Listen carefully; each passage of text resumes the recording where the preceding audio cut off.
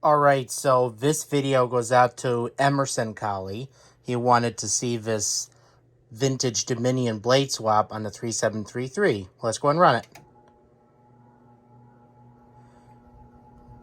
Since the motor is so slow, it doesn't even power these box fan blades as much as it like they used to. Medium, low.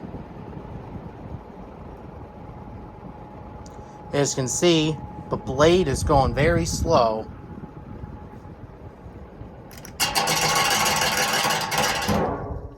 There it goes.